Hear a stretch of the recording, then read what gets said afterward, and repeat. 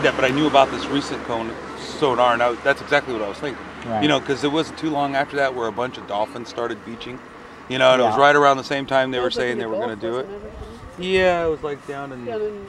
They've documented up here in Washington too the whales beach themselves. Yeah. Not just whales, but everything that tries to get out of the water to. Well, can you because blame it's them? killing them, yeah. Yeah, it's so, like you're. And then when they try to get them back in, they just come back out. So then they thought, well, maybe they're trying to commit suicide, but they're trying to avoid the. Yeah, that's what I think it is. Yeah. And then the military doesn't want to say anything. They're not going to come out and say, oh yeah, we happen to be. Yeah, doing the high-powered defense contractors are making billions. Shit, yeah, man, they're not going to say anything. Yeah. And you know what the purpose of that is, the sonar? No, it's to detect Russian nuclear submarines. And those nuclear submarines put out a whole lot of heat, a big heat plume because of the, so they can stay down for 6 months. That's why these are ones just have to surface. They can track them easier, but they can stay down 6 months. So they put out this big heat plume. So now the satellites can detect the heat with infrared. Oh. So they know where every submarine is. Wow. So their excuse is, well, in case the Russians knock out our satellites, they're backup. But they do have other backups besides that. Well, we have the cables that are all around and the that have been strung all over. Yeah, and they can put the buoys in the water they don't need this super powerful thing that covers the whole, you know. Yeah, it's unfortunate, you know. But then again, you know, you can come up with all kinds of weird military, you know, like I saw somewhere on the blog where the earthquake that happened in Japan, there was a weird artifact that the aftershocks are all at the same depth, which is really unusual for aftershocks. Really? And if you look at what the military was doing around that trench, you know, if you go in deep sill drilling, oh yeah, there's all kinds of writing that it's literature for classes that are, you know, down, you know, and it's all about doing soil samples. Right. So, you know, who knows what, you know, shenanigans. You know, they're expecting an earthquake the same as the Indian Ocean and Japan to happen right out here, 35 miles. But they think all my life, I've lived around here pretty much all my life. We've been waiting for it. What happens about on average of every 525 miles a year, something like it's been like 325 years since last one, so we still have a couple of hundred years. Well, before the average. Wow, that's cool. I didn't realize it had two nozzles. Yeah. You know, I thought it was one. It's like two nodes, like two air, a left and a right. Blowholes? Yeah, two blowholes. I thought it was one blowhole. Realize there was something new I didn't know. They give the seismologists give it a 25% chance that it could happen in the next 50 years. For the last 10 years, I've been a fanatic. I watched earthquake activity. So Google Earth has become my new friend. It's so cool how I can, you know, 15 minutes later, I can see when and where, the depth and everything. It's awesome. Yeah, I live in Crescent City, and I live right near 9th Street.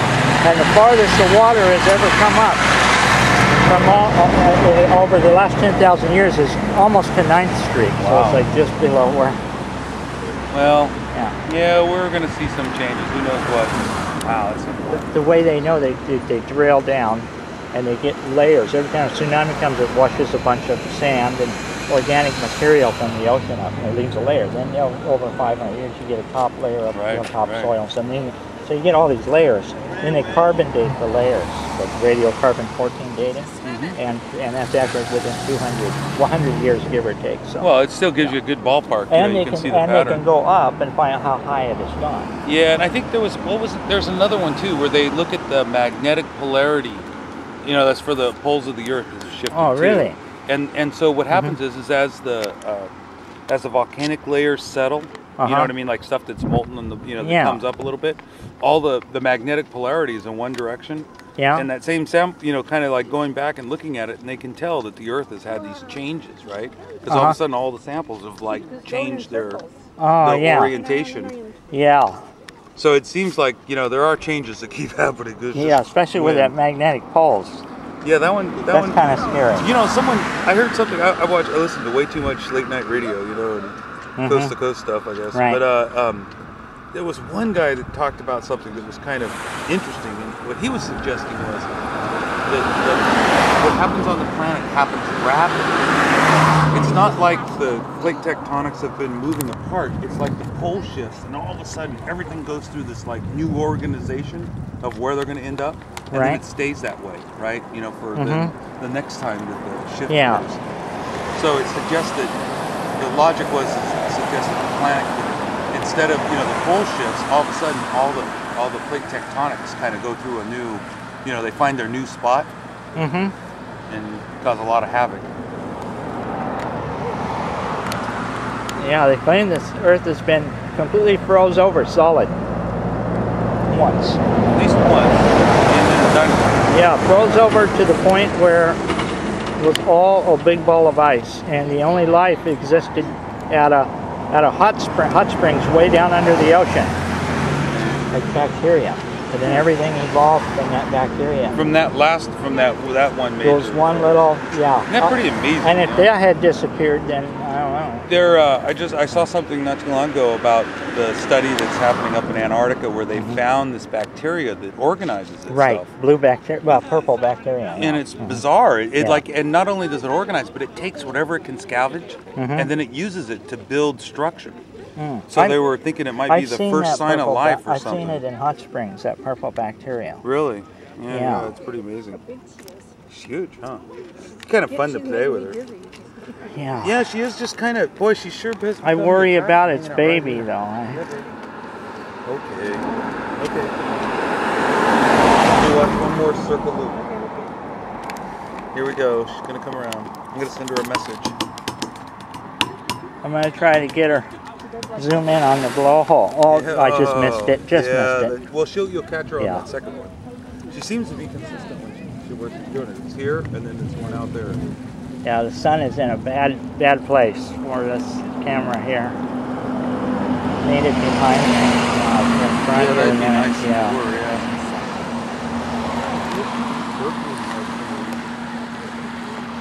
I don't think that's confused. She seems to be. She must have a sense that there's all these people here. Do you know that these whales can live to be 200 years old? I knew that they were old. I didn't know exactly. Yeah, the sperm whales live to be 200 years old. Wow. And their brain is 6 times the size of ours. And their language is advanced. Far more advanced than our own. And I think that's one thing we don't give enough credit to. I talk to animals in general, because I lower myself and I kind of just, and it's amazing because if you do there's a communication that can happen. And well, voice command works for dogs. Voice command totally works. And there's another line of it. I can't explain it, but it's there. Paralanguage. A paralanguage of some sort. Yeah, they're much better at it than we are. Yeah, exactly. Because that's how they communicate with each other. I have a deaf dog. Oh, really? I have to use hand signals. So I have to use paralanguage. Cool. Very cool. Yeah, I used to, what I found? I found that the language that works is what a traffic cop uses. The universal language anybody knows. Look, she's looking at it. She's turning and looking at it. Oh, look at that. Hi, honey. That's awesome. Oh, boy. That is weird. She's totally looking up on the bridge. And they can have babies till they're 55 years old. Oh, wow. So she doesn't look, I bet she's young. She looks young, yeah. She does, she does, doesn't she? I saw her when she was down there. And when the 3 days or whatever after she came in with the baby, and I thought I saw a whole bunch of barnacles on the head. I don't notice that now. The barnacles. Maybe they are. Someone, there was another guy that said that they might come off in the fresh water. Oh, that's probably what it is. They died and come off. They die off because So maybe that's full of barnacles. Maybe that's what this is too. You come out here, you swim around for a while, just hang out, lounge, and they start falling off. It's like a spa treatment, the freshwater spa treatment. I sure hope that's it and not yeah, it would be kind of cool. But, it seems and then I hope she doesn't run out of food anymore. Well, that's what they were saying that they're worried about. And I was worried about that in the beginning. But you know what?